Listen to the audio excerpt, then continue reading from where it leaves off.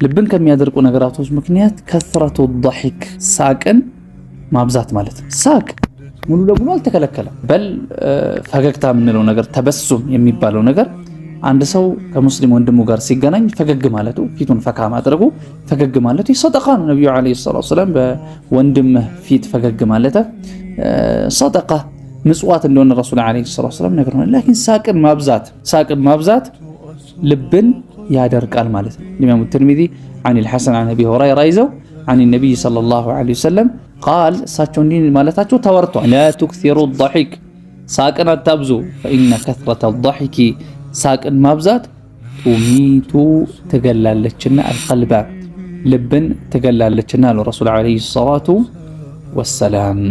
وقال روي عن الحسن قوله حسن البصري رحمه الله يعني ንግግር የዚህ ንግግር يعني መልእክቱ ምንድነው? ይሄ ንግግር ከሐሰን አልበስሪ رحمه الله ከሳቸው ተወጥቷል።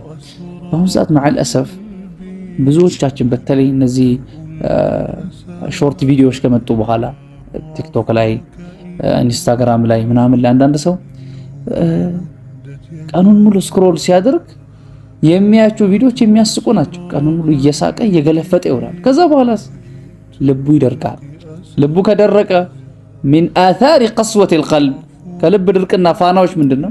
የተካሰሉ عن العبادات ከአምልኮች ይሳነፋል፣ አምልኮች ይከብዱታል። በኋላ ላይ ደግሞ ልቡ ሲደርቅ ወንጀሎች ገር ይሆኑለታል ማለት ነው። ይሄ ሁላ በምን ምክንያት ሊሆን ይችላል? በልብ ድርቅና ምክንያት ሊሆን ይችላል። አንዳንዱ መጀመሪያ ላይ ወንጀሉን ቀጥታ ላይ ዳፈር ይችላል፣ ወንጀል ላይ ዳፈር ይችላል። ደርስ ቦታ ሄዶ ይቀራል። በዙሪያ ያሉት ጓደኞቹ መልካም ሊሆኑ ይችላሉ። ላኪን እሱ ሶሻል ሚዲያ ላይ የሚያያቸው ቪዲዮዎች የሶሻል ሚዲያ አልጎሪዝሙ ይታወቃል። 3-4 የሚያስቁ ቪዲዮዎች ካዩ ከዛ በኋላ ይመጣልኝ የሚያስቁ ቪዲዮዎች ናቸው።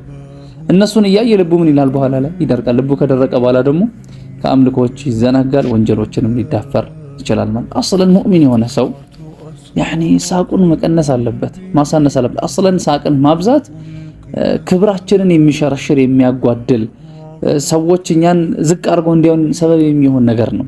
ሙስሊም የሆነ ሰው አስለን ነገ ላይ ብዙ የሚጠብቁት ነገሮች አሉ።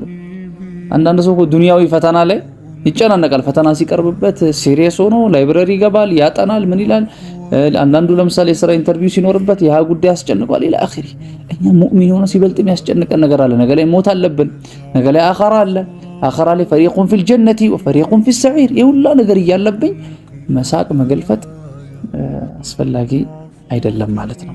ማብዛቱ አስፈላጊ አይደለም። ነብዩ አለይሂ ሰላቱ ወሰላም ምን አሉ? ለው ተዕለሙነ ማ አዕለም፣ እኔ ማውቀውን ብታውቁ ኖሮ ትንሽ ስቃችሁ ብዙ ባለቀሳችሁ ነበር አለይሂ ሰላቱ ወሰላም።